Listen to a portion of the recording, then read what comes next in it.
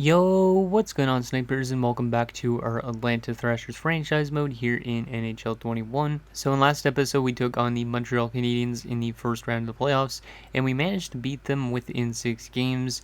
It was actually a lot closer of a series than it sounds, because our 3 of our 4 wins came in overtime. As you can see, we won game 1 2-1. Then we had a very bad game and lost 5-1, but we bounced back with a nice 4-3 OT win. Lost 4-3 in the next game, and then we won 5-1 convincingly, and then won 4-3 in overtime. So 3 overtime wins. So we showed up when it mattered the most, as well as our fourth line was really fantastic in that series. Everybody on that fourth line did better than the top line combined, so it was really crazy. And yeah, hopefully that can continue into the second round against the Carolina Hurricanes, who are a bit better of a team than the Montreal Canadiens. They do have a better forward core. They also have a very solid top 2 defensive pairing, and then their goaltending is way better as well. I will show you guys their roster again right now. As you can see, they have Fedotenko, Goodbranson, and Dvorak, Hall, Pinelli, and Haynes, which is not a bad top 6. Also pretty good center depth in terms of all centers they have on their team. Third line, they got Bo Shore, Walter McKee, Yaroslav Likachev, who was with us a few seasons ago, and Edward O'Neill, Francois Dezay, and Jaden Marquardt. So I think it's going to be probably a tough task to win faceoffs against this team because they do have a very good center depth, but we also have a pretty good center depth, so hopefully it's a little bit close in terms of faceoffs. And then as you can see defensively, they have a very solid top 2 pairing of Weber and Antilla. Antilla led the defensive men in the entire league actually in points with like 60 points. And then Shea Weber is just a rock behind there. And then, yeah, second pairing, Andrew Ferentz, Steven Enders is not too bad. It's more of a top 6 pairing. And then they also have Backlund and Medano. Then you get into their goaltending situation, it's definitely going to be tough for us to beat somebody like Pecorine, who's an 89 overall. And they also have Nicholas Callahan as their backup, who's an 87 overall. So they have some very good goaltending. They have not the greatest depth, I would say, but should be a tougher team definitely than the Montreal Canadiens. So I would see this series maybe going to a 7 games, unless for some reason our team could just all of a sudden play really good offensively across all lines. Okay, so let's get into this second round matchup and see if we can get to the conference finals. We haven't been there in a few seasons. Winner of this series will take on either Toronto or Ottawa, so we might have to face the Sens again in the playoffs, or we might have to face the Leafs if we are to get to the next round. So let's get into game number 1 on home ice, because once again we will have home ice this entire playoff run unless we get to the Cup Finals against a team like San Jose or Edmonton. And San Jose is actually not in the playoffs anymore, which is kind of surprising, but Edmonton still is. So here we go, game number 1 on home ice. Let's use this home ice to our advantage. First period, down 2-0. That is not a good start. I mean, in game 1 of last round, we were down 1-0 after 1. But this is not a good start defensively. Oh yeah, we went back to Carey Price for game 1, that's why. Because Carey Price was not that good last round. Brian Elliott was the better of the 2 goalies. So if Price plays bad this entire game, I'm probably going to go back to Brian Elliott next game. But yeah, O'Neill opens the scoring. Pinelli scores as well. They're out shooting us 15-10, so we might be giving up a little bit too much opportunities in that first period. Hopefully we can bounce back in the second. Second period, we don't score a single goal, and we're being outshot still 25-20. So shots are not that, well, they're close. But we're still down by 5 shots. We haven't scored a single goal yet. And it's definitely going to be tough to beat somebody like Pecorine, it seems like. Let's see what happens here in the third. Can we get 2 goals and tie this one up? Or are we going to lose game 1? Wolski opens the scoring. Wow. Leave it to that fourth line again, because that fourth line was fantastic last round, like I said. And Connolly's going to score a power play goal to tie the game at 2, but Adam Hall restores the lead for Carolina. Screw you, Hall. And Shea Weber is going to make it 4-2. Unfortunately, despite us coming back from that 2-0 deficit, we're going to lose 4-2. Just we could not contain Adam Hall and Shea Weber apparently, but that was still a good third period for the most part, except for these 2 goals against. But Wolski, I am very impressed with him. He's over point per game in the playoffs, averaging only like 8 minutes on ice. So. But our only 2 goals, Wolski from Frolov and Conley from Houghton and Martinez. So I might make some line changes, and then, like I said, go back to Brian Elliott, because it seems like Carey Price just can't play right now in the playoffs. He's just been horrible every game he's played pretty much. Except for I think that first game he was good. But yeah, he hasn't been good since. So we're going to go back to Brian Elliott again. Just because I think going back to Brian Elliott hopefully could get us back in this series, because I don't want to lose multiple games to Carolina before we go into Carolina. That would not be good. So we're going to go back to goalies. There you go. I don't know if I should put Houghton back up, because Kuznetsov's been more quiet. So yeah, I think I'm going to swap this again, because I did that last round. I'm going to keep obviously that fourth line the way they are, because they've been just fantastic down there. I mean, I could move them up in the lineup, but then again, I don't want people complaining about ice time. And I think all these guys... Actually, Wolski's a way better fit for the top line. That's just kind of interesting. Frolov's a better fit on the second line. Pismanen's the best fit on the fourth line. So I think I'll just leave it the way it is. But yeah, hopefully we could have a much better defensive game with Brian Elliott in net. And I won't change anything with the defensive core yet. So yeah, let's get into game number 2. Still on home ice. Hopefully we can win this game and then win some games in Carolina. Because if we can't, we are going to be in a bad situation. And that would not be good. So here we go. Game number 2. Can we tie the series up? Please. I hope. First period of game 2. And we're down 2-1 again. Not a good start defensively. I mean, we opened the scoring. Wall scored. But then Radek Dvorak gets 2 goals in a span of 5 minutes. And yeah, we're down by a goal. Shots are in our favor though, 11-7, so not a bad first period. Definitely need to be a bit better defensively. Hopefully we can have a better second period. Second period, and we have tied the game up, and it's Jalen Kemp. I'll take that. Our second line getting a little bit of offense going. They've been a little bit quiet, I would say. Shots are 23-17 in favor of us, but it's a 2-2 game. Let's see what happens here in the third. Can we get the lead for the first time in this series? Because we have not had a lead yet in this series at all. Come on, boys. Penalty kill. Nicely done. Come on, who wants to be that hero for us? Kovalchuk, you haven't scored in a while. You only have like 1 goal in the playoffs, I think, as well. And it's going to be 2-2 still going into overtime. We are 3-0 in overtime situations so far this playoff run. Can we go 4-0 in the playoffs in OT? We're out June 31-27. Let's see what happens in OT. Who wants to be the hero for us? Camilleri? I know you like to score clutch goals, and Medano scores for Carolina. And we're going to be going down 2-0 to the Carolina Hurricanes. This is not looking good. Looks like our team is going to end up like losing in the second round again. I hope that doesn't happen. Hopefully we can just win back-to-back games in Carolina, but this is not good. So Wall from Wolski and Frolov, so that line continues to get offense. Kemp from Kondrativ and Houghton. I've not been impressed with our top line again. It's just been way too quiet for the entire series so far, and also last series it was really quiet for the most part. And Carolina is now 6-1 in the playoffs. We are 500, 4-4. Because if we look at our like player stats right now, our top line has only, let's see, Malkin's only got 1 goal in 8 games and is a -5. Bergeron 4 points. Kovalchuk 2 points. Yeah, we got to separate our top line and stuff like that, I think. So I think what we're going to do... What could we do? I don't want to move that fourth line up at all, even though they've been really good. What we're going to do is we're going to move Kemp up, take Malkin down, and maybe that's the only move we're going to do. Like, I do not want to separate that fourth line at all. I'm going to change the defensive pairings around a little bit again. And then, yeah, we're going to go back to Brian Elliott again, I think. Yeah, we're going to keep with Brian Elliott because Carey Price, he's just been terrible. I could also put Henricius in the lineup to try and get us some offense. Ivanov has been pretty quiet.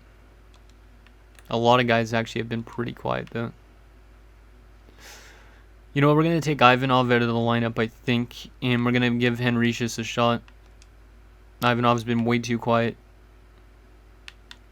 So that's going to be our little changes, bringing Henricius into the lineup and scratching Ivanov for now, even though Ivanov's a younger player, and also flipping Kemp and Malkin around, and also flipping this pairing of Conley and Martinez a little bit around, just to see if they can maybe spark something in our team.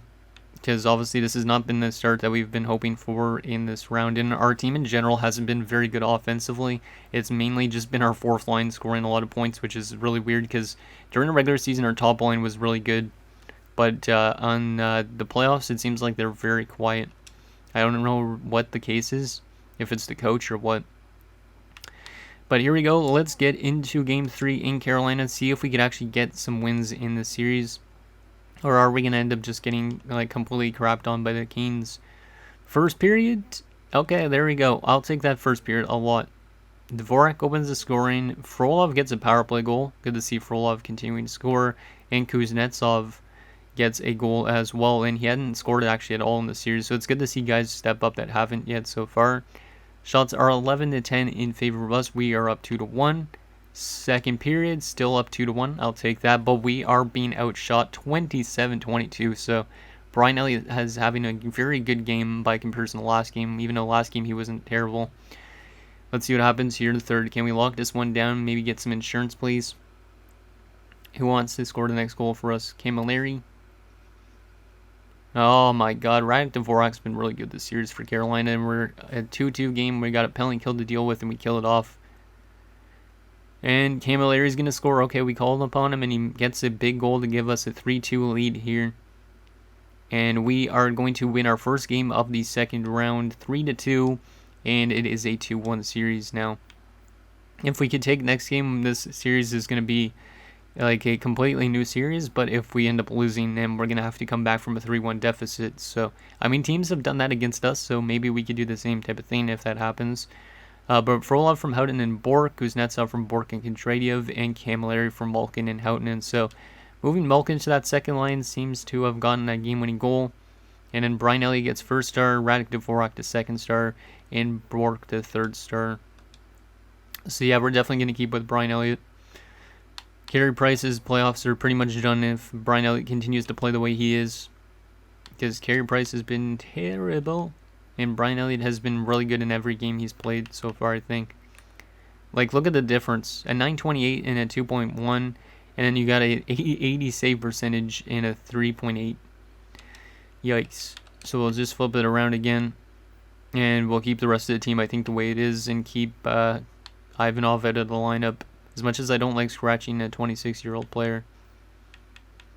Yeah, we're going to keep the lineup the exact same there. Maybe I'll flop. No, I think I'll leave Houghton up there because he's been way better than Kuznetsov. So then we'll go with that for our lineup for game number 4 again. Hopefully we could tie the series up, because if we can, like I said, it's a brand new series. If not, we're going to have to come back from a 3-1 deficit, which is pretty damn tough. Not as tough as a 3-0 deficit, but still pretty tough. So here we go, game number 4 in Carolina still. Can we tie the series up, headed back home? Come on, boys. This is a crucial game. First period, we're up 2-1 again. Let's go. Camilleri with 2 goals. So Camilleri's been picking it up as of late. That's really good to see, since Malkin's been put on the second line. And then Adam Hall pulls the Canes within 1. Shots are 8-7 in favor of Carolina, so not really a whole lot of shots between both teams in that opening period. Second period, we're up 4-1. Let's go. Kovalchuk is woken up too. That's good to see Kovalchuk wake up, because like I said, he only had 1 goal in the series, but it seems like the change of the top 6 a little bit, like moving Malkin down, moving Kemp up, has helped out both lines actually. So we're going to keep rolling with that, I think. Shots are 22-17 in favor of us. Let's see what happens here in this third period. Just lock it down. And we'll have a tie series, which would be really nice, because then that gives us a chance to maybe win a game on home ice. And Kovalchuk completes the natural hat-trick to give us a 5-1 lead. Camilleri gets his hat-trick as well in this game to make it 6-1. Okay, I see you, Camilleri and Kovalchuk. But yeah, those line changes must have helped that top 6 a lot, because they were dead quiet, and now they have awoken, which is a little scary for Carolina. And we have a tie series headed back home. So Camilleri from Houghton and Kontradiev, Camilleri from Malkin and Houghton, then Kovalchuk from Bergeron and Kemp, Kovalchuk from Kemp and Bergeron, Kovalchuk from Henrichus and Kuznetsov, and Camilleri from Malkin. So I think that's the first time I've ever had 2 players get a hat-trick in a game. Like, I've never had back-to-back or 2 hat-tricks from the same players, and that was all the offense we needed in the same game. Let me know if you've had the same type of thing, because I don't think I've ever had. And yeah, very good performance again from Brian Elliott. Brian Elliott is our playoff goalie for sure. Camilleri gets first star, Kovalchuk the second star, and Brian Elliott the third. But yeah, Brian Elliott is our playoff goalie for sure. Carey Price is just our regular season goalie, it seems like. But I think we could always flip away Carey Price if we really need to, because he's honestly just not a playoff goaltender at all. So we'll take lots out of the lineup for, who was it? Easton Hillen. There you go. Okay, let's just make sure that Brian Elliott is in net still. That's good. Everything is good to go. Actually, let me just make sure he's still in net again, because I don't want to go to Carey Price accidentally, because he'll probably end up losing us the game. But yeah, Brian Elliott has been fantastic. Last time we were in the playoffs, he was actually fantastic as well. So, well, actually not last time we were in the playoffs, but the time we were flip-flopping between him and Price, he was really good.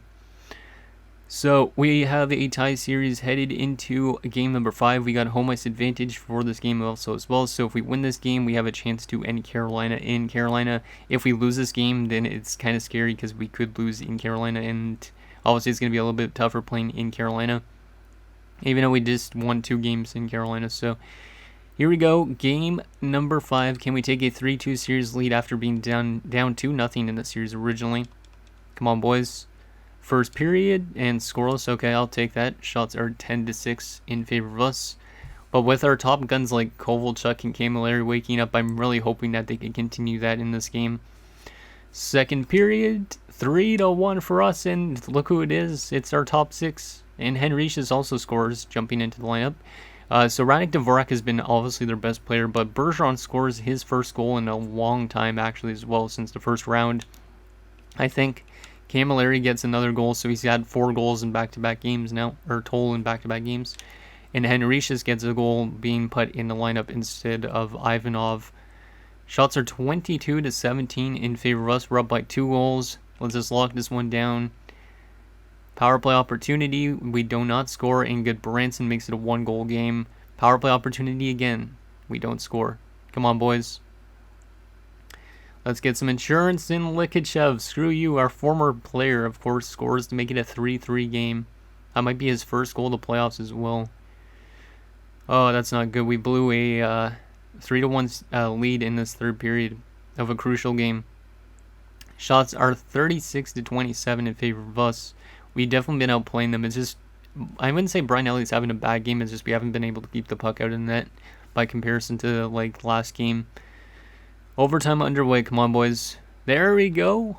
Houghton scores 29 seconds in, and we have won 3 straight games against the Carolina Hurricanes, and we are 1 win away from going back to the conference finals for the first time in quite a number of seasons. Thank you, Houghton. Woo! It's good to see our top 6 wake up right at the right time as well. Bergeron from Kemp and Kovalchuk, Camilleri from Houghton and Malkin, Henriques from Bork and Kuznetsov, and then Houghton from Malkin. 3 stars in that game, Houghton in the first star, Malkin the second star, and our former player of ours, Yaroslav Likachev, getting a 3rd star with 1 goal and 1 assist. Any minus players in that game? Out of curiosity? Only 2, which is not bad, and yeah, it was one of the worst games probably for Brian Elliott, but at least we still won, so able to take it. But yeah, Brian Elliott's definitely our playoff goalie, without a question, because Carey Price would have lost us that game probably. Okay, let's go back to edit lines and put back in Brian Elliott again, because he should get us to the conference finals, I hope. And if we get to that conference finals, it's going to be against Toronto, who took out Ottawa in 5 games. And it's going to be Dallas and potentially Edmonton in the conference finals in the West. Let's go back to edit lines quickly. And then also the addition of Henriques into our lineup has been pretty good. 2 points in 3 games from him. So it was actually a good move, I think, to take out Ivanov. As much as I like Ivanov, we needed to kind of change some stuff around a little bit. And yeah, we'll go back to Brian Elliott. And yeah, we'll keep the defensemen the same way they are as well. Because since making that change, it seems like it's helped a little bit. Even though Ferguson is a -4, which is kind of weird. Because Ferguson's usually always pretty good in terms of plus-minus.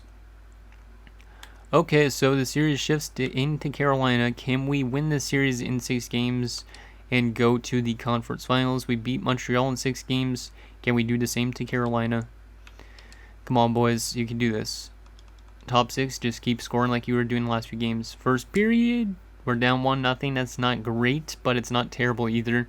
It's actually really close game still, even though we're being outshot 11-4. So we definitely need to wake up and get a little bit more chances in the second period, but Brian Elliott keeping us in this game, even though he did allow 1 goal. Second period, and there's our offense that we needed. Kuznetsov ties the game up. Hayneston gives them back the lead, but Malkin scores his first goal in a long time, a short-handed goal to give us a tie game. And Pispinen wakes up after being asleep for a few games, actually since last round, I think. But it's a 3-2 lead for us, and we are 1 period away from going to the conference finals. Can we hold them off even though they're out shooting us? Come on, boys. Let's get some insurance. And Likachev ties it up. Screw you, Yaroslav. You didn't do this type of stuff for us. But he is woken up, it seems like. And Camilleri, let's go. Camilleri's been picking it up a lot as well. 4-3 game for us. The final few minutes of this game. And Pispinen picks up his second of the night. This youngster Pispenen's been fantastic. And Malkin makes it 6-3. And that seals the deal. We are headed to the conference finals for the first time in quite a long time, and we will be taking on the Toronto Maple Leafs in the conference finals with a nice 6-3 win over the Canes. Let's go. So Kuznetsov from Bork, Malkin from Frolov and Ferguson, Pispinen from Frolov and Wolski, Camilleri from Malkin and Houghton, Pispinen again from Ferguson and Frolov, and Malkin from Martinez and Wolski. Any minus players on our team? Probably not with the amount of goals we scored. Only a couple actually. Kem Bergeron and Kovalchuk, so the top line. And yeah, it wasn't a good game from Brian Elliott, but he still got the win. So I'll take it. It seems like our team wins a lot more games with Brian Elliott in net. So Malkin gets first star with 3 points. Good to see him wake up as well. Frolov had 3 assists. He gets second star, and Pispinen the third star, 2 goals. So once again, that fourth line coming through in the clutch, it seems like, too. And yeah, we're down 2-0 in the series, but bounced back with 4 straight wins to get us to the conference finals. So let's just advance today so we can get it already ready for the next round. Who was that was back for the AHL? Oh, it was Ollie Martins, I think. Yeah, I think it was Ollie Martins. There you go. But yeah, we're going to be taking on the Toronto Maple Leafs, who are a much tougher team than Carolina, it looks like, based on the standings. And then in the West, it's going to be Edmonton and Dallas, which makes me think of that Patrick Stephon empty net chance. But let's take a look at our player stats so far throughout the first 2 rounds, and then we'll take a look at what Toronto's roster looks like. They're probably going to be a tough team to beat because they beat out Ottawa in 5 games, and obviously Ottawa beat us out last year. And Ottawa's the defending champions too. But Houghton, 12 points in 11 games, really liking his play. Frolov has been fantastic. 12 points in 12 games from a fourth liner, with a little bit of power play time and short-handed time. Really liking that. Malkin, 9 points. He's been pretty quiet. Bergeron's been pretty quiet too. Like, when Frolov is outscoring Malkin and Bergeron, it's kind of weird. Kuznetsov, 6 points, and Korostin, 1 point in 1 game. Camilleri, 8 goals and no assists. So Camilleri's just been a pure shooter for us in the playoffs, which I really like. And then Kemp has been pretty much the reverse of that, in a pure passer. 7 points. Pispinen, 6 points, 5 goals, which is nice. Kovalchuk's only got 4 goals and 6 points, so Pispenen's been better than Kovalchuk. Henrich's 2 points in 4 games, and Ivanov had 2 points in 8 games.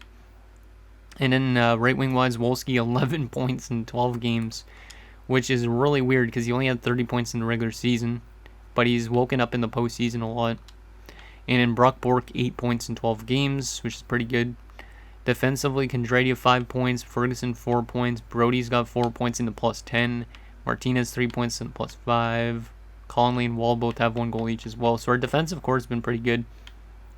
And then goaltending wise, yeah, Brian Elliott 7-1 on the postseason with a .924 and a 2.18, so he's been fantastic. While Carey Price has just not been good. So we got to keep running with Brian Elliott. Carey Price, though, I think he might be somebody we want to look around, maybe trading away in the offseason. Because he's signed for 3 more seasons after this, technically. Like, his contract's not terrible, but Brian Elliott seems to be our man. And then maybe we run Jackson Robbins as our backup, I have no idea. But yeah, pretty good playoffs so far. Let's take a look at what those Toronto Maple Leafs look like after all these years, because we've never played them in the playoffs either. So this should be interesting. Let's see what they look like. So they have Amir Klo, who's a 22-year-old 88 overall player. He's a pretty damn good player. 82 points in 82 games. Pavel Datsyuk, who they acquired at the deadline from Detroit. He had 23 points in 19 games. Damn, I wish I would have traded for maybe a little bit. Milan Hajduk as well, who they brought in at the trade deadline. So a lot of new acquisitions, it looks like. Second line, they have Laurent Racine, DeAndre Stock, and Serge Vigier. They actually look like a pretty young team by comparison to some of the other teams we faced. And in third line, they have Josh Williams, who was with the Ottawa Senators, I think, last year when we lost to them. So that's a little bit scary. They also have Gilbert Hamel. They also have Cameron Lukowicz. So yeah, very young team.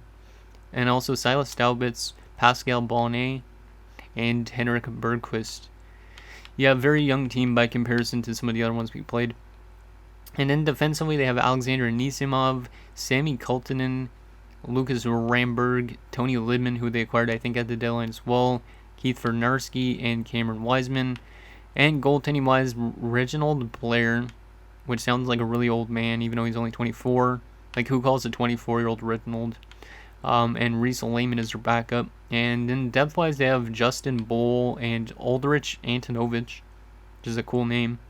And they also have Nick Antropov, who's currently out with an injury, so we should probably take advantage of that if we have the chance to. Because that when they have Antropov back, basically Hamel would be put to their fourth line. Probably Bonnet would be scratched, I would assume.